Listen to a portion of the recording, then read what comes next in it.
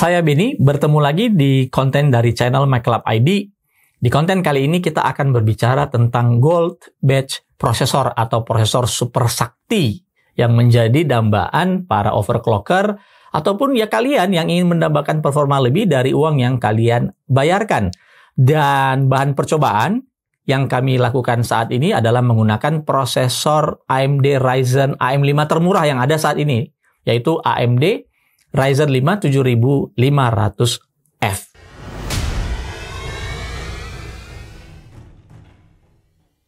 Di hadapan saya ini ada beberapa peralatan, di belakang juga ada yang akan kita gunakan untuk melakukan pengetesan terhadap 5 unit Ryzen 5 7500F. Ini adalah prosesor AMD yang menggunakan soket AM5 dan hanya mendukung DDR5. Menarik, kita akan melihat apakah ada yang sakti mandraguna di antara 5 prosesor yang akan kita coba, di mana kita akan mencoba beberapa hal pada prosesor ini. Oke, sebelum saya lanjutkan dulu, saya ingin beritahukan spesifikasi mendasar dari si Ryzen 5 7500F.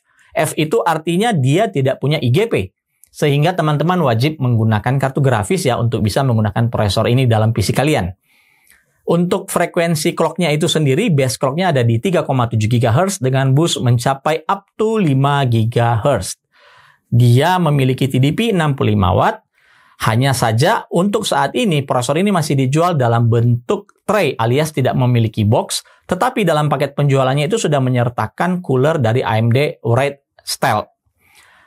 Yang menjadi kompetitornya direct adalah si Ryzen 5 7600 dan Ryzen 5 7600X. Keduanya masih eksis di market dengan harga yang ya terpautnya cukup jauh ya dengan 7500F. Bedanya 7600 dan 7600X itu punya IGP. Jadi kalian bisa menggunakan onboard IGP untuk bisa tampil ya. Jadi tidak wajib memerlukan kartu grafis. 7600 sendiri memiliki perbedaan 100 MHz saja lebih tinggi.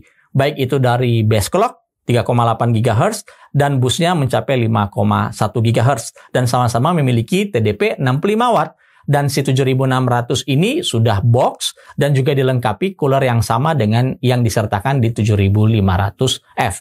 Nah, yang ketiga yang paling mahal adalah Ryzen 5 7600X. Ini frekuensinya lebih tinggi dibandingkan 7600, tapi ini juga dibayarkan dengan standar TDP yang ratingnya lebih tinggi, yaitu 105 Watt.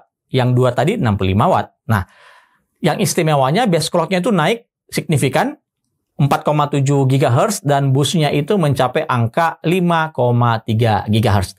Menariknya, kita akan menantikan apakah dari kelima Ryzen 5 7500F ini, apakah ada yang bisa mencapai clock dari 7600X atau tidak. Tapi sebelumnya saya akan menjelaskan metodologi yang kami pakai. Tentu saja pertama kita akan menggunakan Cinebench R23 multi-core testing 10 menit yang kita loop untuk menentukan all-core frekuensi yang tertinggi dan stabil yang bisa dicapai oleh tiap prosesor. Kita akan lock tegangannya di 1,29 volt dengan LLC yang kami set di BIOS di level 5. Motherboard yang kami pakai ini ada ROG Strix B650EI Gaming Wi-Fi dari Asus ya. Jadi ini satu motherboard yang bisa kami andalkan juga. Lalu kemudian untuk mendinginkannya kami gunakan heatsink andalan saya, yaitu Master Air MA824 dari Cooler Master. Kemudian kita juga akan menguji seperti apa kemampuan eMMC. Seperti kita tahu itu prosesor itu punya Integrated Memory Controller yang related sekali dengan kecepatan memori DDR5 yang akan dipakai.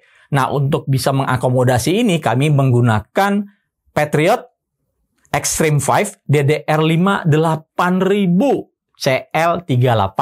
Kapasitasnya 24 GB kali 2. Jadi tolong digarisbawahi ya, kapasitas ini density-nya tinggi, dia tidak akan sama atau akan lebih sulit mencapai frekuensi tinggi dengan density 24 GB kali 2 dibandingkan dengan 16 GB kali 2 ya.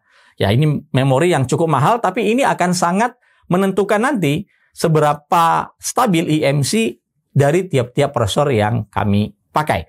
Untuk prosesornya sendiri ini memiliki week atau batch production yang sama, yaitu di week ke-6 di tahun 2023 SUY, jadi sama semua Yang membedakan adalah serial number-nya.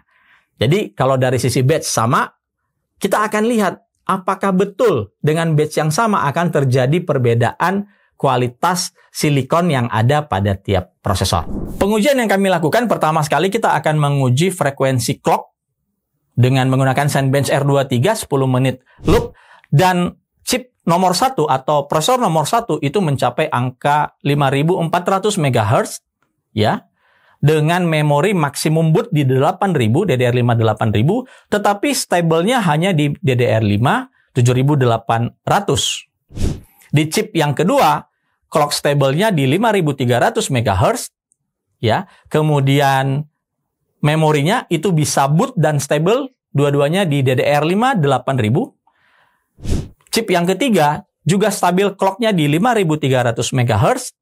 Maksimum boot memori dan stabilnya ada di DDR5 8000. Chip nomor 4 hanya bisa stable clocknya di 5250 MHz. Memorinya bisa stable keduanya di DDR5 8000. Lalu chip yang kelima atau yang terakhir, clock juga hanya bisa stable di 5250 MHz dan memorinya bisa boot di 8000, hanya untuk kestabilan memorinya ada di angka 7800. Untuk FCLK atau frekuensi Infinity Fabric tidak banyak perbedaan antara kelima chip ini. Satupun dari kelima ini tidak ada yang bisa boot di atas 2133. Ya, jadi range-nya itu antara 2000 hingga 2100 untuk FCLK-nya. Lalu untuk memori controller 1:1, ini semuanya bisa boot 1:1 di 3200. Kalau di DDR5-nya itu di DDR5 6400. Hanya semuanya juga tidak bisa benar-benar stabil menjalankan memtest di angka tersebut. Jadi sweet spot untuk 1:1 memori controller versus memory speed ada di angka memory clock di 3100 atau DDR5 6200. Kesimpulannya apa? Betul, ini cuma hanya 5 prosesor saja yang tidak bisa mewakili ratusan ribu bahkan jutaan produksi dari AMD untuk Ryzen 5 7500F. Tetapi dari 5 prosesor dengan batch yang sama ini kita bisa melihat ada perbedaan kualitas silikonnya. Silikon low 3 yang biasa kita istilahkan. Ada satu prosesor yang sangat powerful sekali, clocknya itu all-core-nya bisa di 5400, dengan catatan sebenarnya dia masih bisa stabil di 5450 MHz loh. Hanya untuk ini kita memerlukan cooler yang lebih baik dari yang saya pakai, ya. Karena kami menilai itu thermalnya yang menjadi masalah, sebab dia baru akan bermasalah ketika lewat dari 5 menit saat Cinebench R23 itu berjalan. Jadi masih ada potensi dia bisa stabil di angka 5450. Sedangkan chip yang lain itu naik 25 hingga 50 MHz saja, itu dalam hitungan detik itu dia langsung akan restart atau blue screen-nya. Lalu kita lihat di EMC. Ternyata frekuensi prosesor yang tinggi di chip yang nomor 1 itu tidak menjamin EMC yang didapatkan juga akan tinggi. Terbukti untuk chip nomor 1 ini cuma hanya bisa stabil di DDR5 7800. Namun dari total 5 prosesor yang kami pakai, 3 prosesor itu benar-benar bisa stabil di DDR5 8000. Sedangkan yang lainnya hanya bisa stabil di DDR5 7800. Keep in mind, memori yang kami pakai ini high density. Jadi kemungkinan besar kalau teman-teman menggunakan memori dengan konfigurasi 16 GB x 2, ini akan lebih stabil di DDR8000 ataupun di atas DDR5 8000 ya. Tapi kita memang mau menguji EMC ini seberat apa dengan memori yang menggunakan density tinggi. Seperti memori Viper Gaming Extreme 5 yang kami pakai ini. Gunanya apa? Tadi di awal saya sudah menceritakan siapa yang menjadi kompetitor direct kompetitornya, yaitu saudaranya sendiri, 7600 dan 7600X. Dengan clock rata-rata bisa di 5300, itu sudah mencapai boost clock ya, ingat ya. Boost clock si 7600X. Boost clock itu cuma beberapa thread saja atau beberapa core aja. Biasanya cuma 1 atau 2 core saja bisa mencapai itu. Tetapi di chip yang pertama yang ada di Ryzen 5 7500F ini, dia bisa sangat stabil di 5,4 GHz ya. Itu sudah di atas spesifikasi dari 7600X. Ingat lagi, 7600X itu memiliki rating TDP yang jauh lebih tinggi, yaitu 105 watt. Kalau kita lihat dari sisi harga, 7500F ini ada di harga SRP sekitar 2,9 juta, 7600 di angka 3,4 juta, sedangkan 7600X ada di angka 3,7 juta. Ya, kalau kita memperhatikan dari sisi clock, perbedaan harga ini ya cukup loh signifikan, 500.000 dan 800.000 bedanya.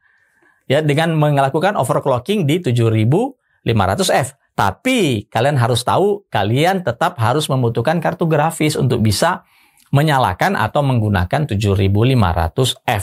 Nah, sisa uang selisihnya itu kita bisa pakai untuk membeli memori atau membeli power supply yang baru atau apapun yang kalian rasa itu lebih worth it ya. Tapi tolong jangan selisih harganya dibelikan bling seperti RGB ya. Please deh.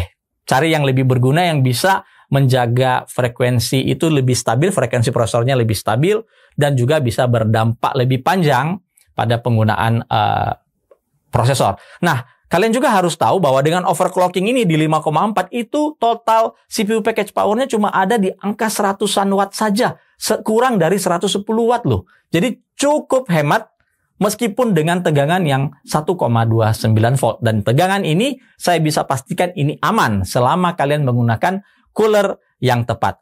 Menggunakan right style bawaan dari paket penjualan saya rasa tidak bijak karena 7600X juga tidak menyertakan cooler ya pada paket penjualannya. Jadi mau nggak mau tetap harus beli cooler yang mumpuni juga. Ya dalam hal ini mumpuni, mungkin cooler-cooler yang secara spesifikasi itu bisa menghandle 100 watt ke atas ya. Tidak harus seperti MA824 yang saya pakai. Kalau cooler yang satu ini memang sangat bongsor dan harganya juga cukup fantastis. Itu saja yang bisa kami share tentang Gold Batch prosesor. Ini mengingatkan saya pernah ada Ryzen 3600 yang udah kita buktikan juga sakti dan memiliki frekuensi jumping lebih tinggi karena sebelumnya itu mentok rata-rata di 4,2 GHz. Tapi setelah batch produksi tahun 2020 di atas week ke-10 itu bisa menembus 4,4. Bahkan saya pernah mendapatkan satu prosesor yang bisa menembus angka 4,7 GHz Alcore dan 4,6 GHz Alcore dengan stabil hanya dengan HSF untuk menginginkannya. Jangan lupa like, share, dan komen jika konten ini bermanfaat untuk kalian. Sampai bertemu.